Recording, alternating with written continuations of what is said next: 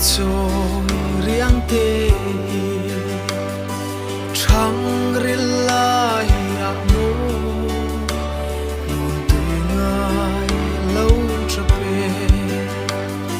gió lùi thì tôi ăn tam thar lệ truy nằm mai hiền ê chu ni cần mang lệ mê tôn ni ôm lòng mô cả thái riêng tê khá dần lại ya cần run riêng ang lâu đài trôi lại say riêng lệ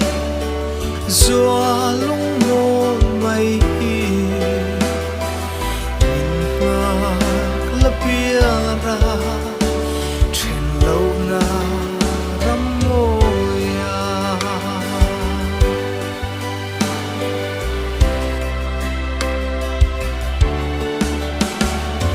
cả ngã xin bồi tê chuyện qua zin zin ma la su lang i ho hun cả ngạc lại ni tinin ma sẽ thin lại re ô a trông lúa chân na ka tôn ni kha tôn ni ôm lòng mô ka thái riêng tê kha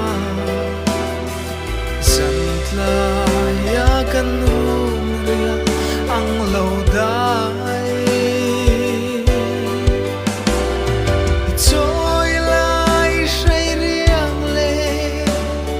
gió lung mô mây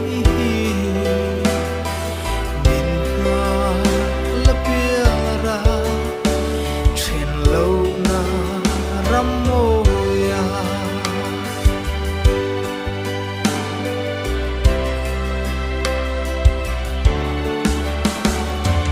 tiêu lâu chuan bồi tê cả bèo ngâm lulu nghe